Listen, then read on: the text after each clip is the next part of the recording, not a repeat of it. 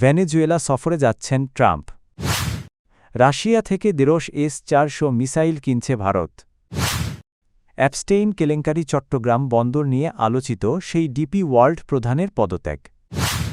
Yemeni শরণার্থীদের জন্য দুয়ার বন্ধ করছে ট্রাম্প প্রশাসন। মার্কিন প্রেসিডেন্ট ডোনাল্ড ট্রাম্প ভেনেজুয়েলা সফরের ঘোষণা দিয়েছেন। দেশটির বর্তমান সরকারের সঙ্গে সম্পর্ককে দশে উল্লেখ করে তিনি জানান তেল উত্তোলন ও বিপণনে দুই দেশের মধ্যে ঘনিষ্ঠ সহযোগিতা চলছে। একই সঙ্গে ডেলসি রদ্রিগেজের নেতৃত্বাধীন সরকারকে ইতোমধ্যে স্বীকৃতি দিয়েছে যুক্তরাষ্ট্র বলেও নিশ্চিত করেন তিনি। এর আগে সামরিক অভিযানে ভেনেজুয়েলার তৎকালীন প্রেসিডেন্ট নিকোলাস মাদুরো ও ফার্স্টলেডি সিলিয়া ফ্লোরেসকে আটক করে নিউ ইয়র্কে নেওয়া হয়। তাদের বিরুদ্ধে মাদক পাচারের অভিযোগে যুক্তরাষ্ট্রে বিচার প্রক্রিয়া চলছে।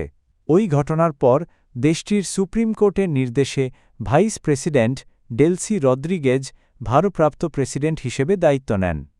বিশ্বের অন্যতম বৃহৎ তেলভাণ্ডারের মালিক ভেনেজুয়েলায় অন্তত ৩০,৩০০ কোটি ব্যারেল অপরিশোধিত তেল মজুত রয়েছে, যা বৈশ্বিক মজুদের প্রায় ১/৫। এই সম্পদকে কেন্দ্র করেই ওয়াশিংটনের কৌশলগত আগ্রহ বাড়ছে বলে মনে করা হচ্ছে। উল্লেখ্য, অতীতে মাদুরো সরকারের ওপর তেল নিষেধাজ্ঞা আরোপ করেছিল যুক্তরাষ্ট্র। তবে সাম্প্রতিক ঘটনা প্রবাহ ইঙ্গিত দিচ্ছে, জ্বালানি ও ভূরাজনৈতিক স্বার্থে দুই দেশের সম্পর্ক নতুন মোড় নিতে পারে। রাশিয়ার কাছ থেকে ১.৫ শতাধিক দূরপাল্লার অত্যাধুনিক S-400 ক্ষেপণাস্ত্র কিনতে যাচ্ছে ভারত। সামরিক সক্ষমতা বাড়াতে দেশটির প্রতিরক্ষা মন্ত্রণালয় প্রায় $৩,৯০০ কোটি একটি বড় ক্রয় পরিকল্পনা অনুমোদন দিয়েছে। এই পরিকল্পনায় কমব্যাট ক্ষেপণাস্ত্রের পাশাপাশি মাল্টিরোল যুদ্ধবিমান রাফাল এবং উচ্চতায় সক্ষম স্যুডো স্যাটেলাইটও অন্তর্ভুক্ত রয়েছে। যদিও সরকারি বিবৃতিতে সরাসরি S-400 এর নাম বলা হয়নি, প্রতিরক্ষা কর্মকর্তারা নিশ্চিত করেছেন ক্রয় তালিকায় রাশিয়ার S-400 ও পান্তোসির S-1 এয়ার ডিফেন্স সিস্টেম রয়েছে। ভারতের বিমান বাহিনী মোট ২৮৮টি ক্ষেপণাস্ত্র চেয়েছে, যার মধ্যে ১৬৮টি দূরপাল্লার S-400 এবং ১২০টি স্বল্পপাল্লার পান্তোসির। বর্তমানে ভারতের হাতে এ ধরনের মাত্র ৪টি প্রতিরক্ষা ব্যবস্থা রয়েছে, শিগগিরই আরও ২টি যুক্ত হওয়ার কথা। বিশ্লেষকদের মতে এই বড় সামরিক বিনিয়োগ ভারতের আকাশ প্রতিরক্ষা আরও শক্তিশালী করবে এবং আঞ্চলিক নিরাপত্তা কৌশলে নতুন মাত্রা যোগ করবে। সুলতান আহমদ বিন সুলাইম দুবাই-ভিত্তিক ডিপি ওয়ার্ল্ড এর চেয়ারম্যান ও প্রধান নির্বাহী দণ্ডিত যৌন অপরাধী জেফ্রি এপস্টিনের সঙ্গে দীর্ঘদিনের ইমেইল যোগাযোগ প্রকাশ্যে আসার পর পদত্যাগ করেছেন। শুক্রবার ব্রিটিশ সংবাদ মাধ্যম BBC জানায়, বাড়তে থাকা চাপের মুখেই তিনি দায়িত্ব ছাড়েন। মার্কিন বিচার বিভাগের প্রকাশিত নথিতে দেখা গেছে, ১ দশকেরও বেশি সময় ধরে তাদের মধ্যে শত ইমেইল আদান-প্রদান হয়েছে। কোম্পানি ইতোমধ্যে নতুন নেতৃত্ব ঘোষণা করেছে। এসা কাজিম চেয়ারম্যান এবং যুবরাজ নারায়ণ প্রধান নির্বাহী হিসেবে দায়িত্ব নিয়েছেন। প্রতিষ্ঠানের ওয়েবসাইট থেকেও সুলাইমের ছবি সরিয়ে ফেলা হয়েছে। বিশ্বজুড়ে বন্দর পরিচালনাকারী এই প্রতিষ্ঠানটি সাম্প্রতিক সময়ে বিনিয়োগকারীদের চাপের মুখে ছিল।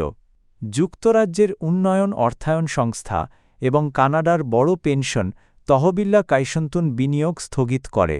পাশাপাশি দি আর্থশট প্রাইজ প্রকল্প, যা প্রিন্স উইলিয়ামের উদ্যোগ, অভিযোগের মুখে পড়ে।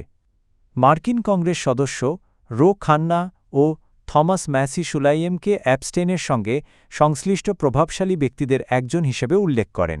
নথিতে ভ্রমণ পরিকল্পনা, ব্যবসায়িক ধারণা এবং দুবাই থেকে একটি ইসলামিক ডিজিটাল মুদ্রা চালুর প্রস্তাব নিয়ে আলোচনার কথাও উঠে এসেছে। ডোনাল্ড ট্রাম্প প্রশাসন ইয়েমেনি শরণার্থীদের জন্য থাকা সাময়িক সুরক্ষা মর্যাদা টেম্পোরারি প্রোটেক্টেড স্ট্যাটাস TPS বাতিল করার ঘোষণা দিয়েছে। ক্রিস্টি নোয়েম জানান, ইয়েমেন এখন ফিরে যাওয়ার জন্য যথেষ্ট নিরাপদ বলে মনে করছে সরকার। ফলে যুক্তরাষ্ট্রে থাকা ১,০০০-এর বেশি ইয়েমেনি শরণার্থীকে ৬০ দিনের মধ্যে দেশ ছাড়তে হবে, না হলে তারা গ্রেফতার বা বহিষ্কারের ঝুঁকিতে পড়বেন।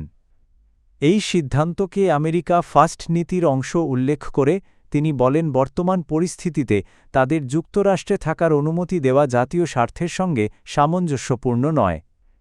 তবে বিশ্লেষকদের মতে এই দাবি বাস্তবতার সঙ্গে পুরোপুরি মিলছে না, কারণ ইয়েমেন এখনও সংঘাত ও মানবিক সংকটে রয়েছে এবং মার্কিন পররাষ্ট্র দপ্তর নিজ নাগরিকদের সেখানে ভ্রমণে সন্ত্রাসবাদ ও অপহরণের ঝুঁকির সতর্কতা দিয়ে রেখেছে।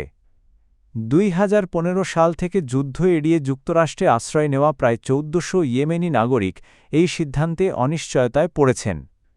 প্রশাসন জানিয়েছে স্বেচ্ছায় ফিরে গেলে তাদের বিমান টিকিট ও $2600 বিদায়ী ভাতা দেওয়া হবে। উল্লেখ্য, ক্ষমতায় আসার পর থেকে ট্রাম্প প্রশাসন কঠোর অভিবাসন নীতি অনুসরণ করছে।